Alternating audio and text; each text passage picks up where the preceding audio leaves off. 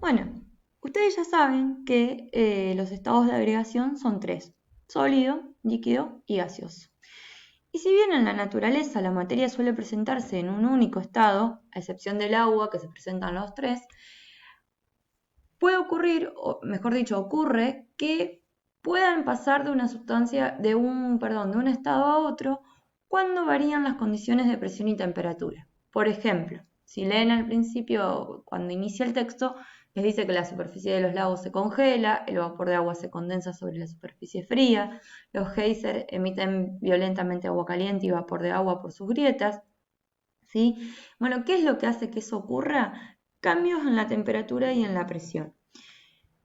En esos cambios, la naturaleza de la materia no se modifica, es decir, el agua líquida que la coloqué en el freezer para hacer hielo sigue siendo agua, ¿sí? Solamente que pasó de ser agua líquida a ser agua en estado sólido, ¿sí? Y si analizamos los cambios de estado desde el punto de vista de la teoría cinético-molecular, la teoría que vimos al principio de la unidad, o el modelo que vimos al principio de la unidad, se va a ver que si aumentamos o disminuimos la temperatura o la presión o las dos al mismo tiempo, va a aumentar o va a disminuir la energía cinética de las partículas que constituyen a la materia y eso va a producir el cambio de estado. A ver, vamos a este esquema que tenemos acá abajo. Yo tengo una sustancia que está en estado sólido. Si esa sustancia yo le aumento la temperatura, sus partículas se van a empezar a mover y a separarse más, ganando energía cinética, a tal punto que van a llegar a vencer esas fuerzas de atracción que las mantenían unidas y van a pasar a estado líquido. El cambio del estado sólido al estado líquido, si seguimos esta flecha roja, se denomina fusión. Si a esa sustancia que está en estado líquido le sigo entregando calor, si le sigo aumentando la temperatura, las partículas van a terminar de vencer la poca fuerza de atracción que las mantenían unidas, se van a separar mucho más y van a pasar a estado gaseoso. Ese cambio de estado se llama vaporización. Entonces, cuando una sustancia pasa de estado sólido a estado líquido o de estado líquido a estado gaseoso, decimos que hay una ganancia de energía y esos cambios de estado se llaman cambios de estado progresivos. Mientras que el pasaje inverso, porque los cambios de estado son reversibles, es decir, puedo ir de uno a otro y viceversa, están indicando que hay una pérdida de energía. Si le disminuyo la temperatura a una sustancia en estado gaseoso, las partículas se van a acercar, se van a empezar a juntar, van a empezar a aumentar las fuerzas de atracción entre ellas y van a pasar a estado líquido. Y si eso sigue ocurriendo, va a llegar un momento en el que van a pasar a estado sólido. Entonces, de un estado en el que tengo más energía, paso a uno donde tengo menos, a otro donde tengo menos, y esos cambios de estado o cambios en donde hay pérdida de energía se llaman cambios regresivos. Si bien yo ya les nombré algunos cambios de estado, vamos a ver el cuadro que está en la página siguiente, donde explico cada uno. Dentro de los cambios de estado progresivos tenemos la fusión, la vaporización y la volatilización. Vamos a leer la fusión. Dijimos que era el pasaje de sólido a líquido. Bueno, entonces, ¿qué dice? Cuando se le entrega energía a un sólido, por ejemplo, en forma de calor, aumenta la temperatura y también la energía cinética de las partículas que lo constituyen. Va a llegar un momento en el cual la energía cinética superará las fuerzas de atracción que mantienen unidas entre sí las partículas del sólido. En ese instante, el sólido se funde, es decir, pasa al estado líquido. Y les da el ejemplo de cuando el chocolate o la manteca se derriten. La vaporización puede ocurrir por dos fenómenos. Vaporización es el pasaje del estado líquido al estado gaseoso. Puede ocurrir por evaporación o por ebullición. La evaporación se da en las partículas que están en la superficie del líquido. Acá no hacen falta cambios de temperaturas tan drásticos, ¿sí? Como aquellos que son necesarios para calentar a toda la masa del líquido. Eso se explica porque hay partículas que tienen más energía, que vencen la presión y pueden escapar de la superficie. A ver, por ejemplo, ahí tienen el caso de un perfume abierto que se termina evaporando. Pero, no sé, se llovió y se formó un charco en la esquina. Ese charco se va a secar porque el agua se evapora. En cambio, cuando calentamos mucho una sustancia de forma tal que ésta hierve, es decir, que se forman burbujas que ascienden a la superficie y escapan, se dice que el cambio de estado de líquido a gaseoso ocurre por ebullición. Pongo agua a hervir para cocinar unos fideos. Ahí hay un cambio de estado por ebullición. Si ustedes observan, el charco que se formó y se fue secando no hierve para pasar a estado gaseoso, ¿sí?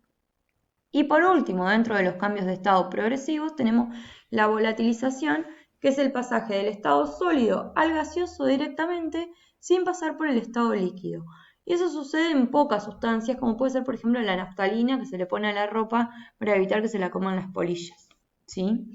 Bien, esos dijimos cambios de estado progresivos, aquellos donde la materia gana energía. Por otro lado, teníamos los cambios de estado regresivos, donde la materia perdía energía. Y ahí tenemos la solidificación, que como el nombre lo dice, es el pasaje del estado líquido al estado sólido, es decir, es el inverso a la fusión. Después tenemos la condensación o licuación o licuefacción, que es el pasaje del estado de vapor al estado líquido, es decir, del estado gaseoso al estado líquido. Cuando ese pasaje ocurre de forma natural por enfriamiento, se lo denomina condensación. Por ejemplo, me estoy bañando, se formó vapor en el baño y cuando salgo veo que está el espejo empañado. ¿Por qué se empañó el espejo? Porque ese vapor, al chocar con la superficie fría, condensó y pasó a estado líquido. De hecho, si ustedes pasan la mano por el espejo, se van a mojar. En cambio, cuando se establecen determinadas condiciones de laboratorio, podríamos decir, donde una sustancia que está en estado gaseoso se la enfría hasta temperaturas muy bajas y luego se las comprime, es decir, se les aplica una presión, ahí el cambio de estado se denomina licuación. Por ejemplo, el líquido que se ve en los encendedores. Si ustedes observan un encendedor, van a ver que tiene una sustancia que está en estado líquido adentro. Pero en realidad eso es un gas que está licuado, es decir, que se lo pasó a estado líquido. La condensación es el pasaje inverso a la vaporización. La vaporización era de líquido a gaseoso, la condensación de gaseoso a líquido. Y por último tenemos la sublimación, que es el pasaje inverso a la volatilización, y es el pasaje del estado gaseoso al estado sólido sin pasar por el estado líquido. Como les decía anteriormente, no son muy comunes estos pasajes directos sin pasar por el estado líquido en el medio, y hay, pocas sustancias como es la naftalina, el yodo o el hielo seco, que es el que se usa en las heladerías, que no es más que el dióxido de carbono sublimado, ¿sí? Es decir, en estado sólido. Bien, volviendo a la primera página, acá presten atención a ese recuadro que tienen que les explica cuál es la diferencia entre vapor y gas, que de hecho a mí me pasa, por ahí las usamos como sinónimos y no quieren decir lo mismo, están expresando conceptos diferentes, ¿sí? Así que presten atención a eso. Y ahora bien, paso a explicarles las consignas que tienen que resolver. Dice trabajo práctico número 4, aunque en Classroom diga actividad número 5, porque recuerden que la actividad anterior no estaba en el cuadernillo, ¿sí? Este es el trabajo práctico número 4 que tienen en la fotocopia que les había pedido a principio de año.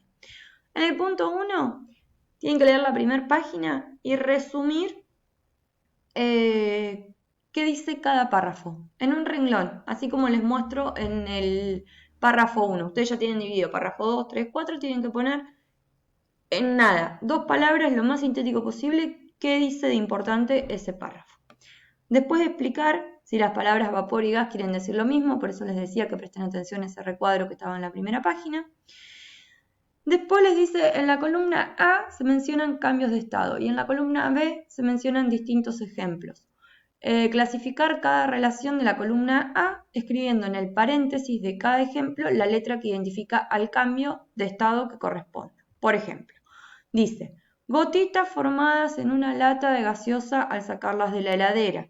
¿Por qué se forman esas gotas cuando saco una lata de la heladera? Porque en el aire hay vapor de agua, que al chocar con esa superficie que está fría, se condensa. Entonces, acá está ocurriendo el pasaje de estado gaseoso a estado líquido, ¿sí? O sea que sería el B. Entonces, acá, entre paréntesis, escribo la letra B.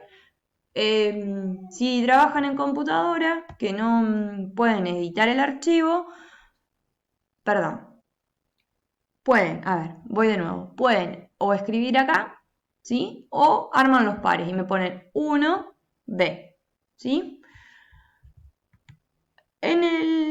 La actividad 4 tiene un esquema en el que tienen que indicar los nombres del estado, qué estado es este que está acá, qué estado es este que está acá, qué estado es este que está acá, y después cómo se llama el pasaje. De este estado seguimos la flecha a este estado, de este estado a este otro estado, ¿sí? Así que fíjense dónde empieza y dónde termina la flecha. La actividad 5 que es parecida a la actividad 3, tienen que identificar cómo se denomina cada cambio de estado y, cuál es el pasaje, es decir, de qué estado a qué estado pasa y cómo se denomina ese cambio de estado, ¿sí? Fundir un metal está en estado sólido, si lo estoy fundiendo quiere decir que pasa a estado líquido, el pasaje de sólido a líquido se denomina fusión. En aquellos cambios de estado donde la sustancia pase de líquido a gaseoso, traten de identificar si se trata de evaporación o de ebullición. Y por último, tienen que explicar la diferencia definir, la actividad 6, el concepto de evaporación, a qué se refiere, y después fijarse cuáles de los siguientes esquemas se ajusta más a esa definición. Espero que se haya entendido. Cualquier cosa, si no, me pueden consultar, ya saben, por WhatsApp, por mail, lo que les sea más cómodo, en el grupo o en forma privada. Les mando un beso grande. Hasta luego.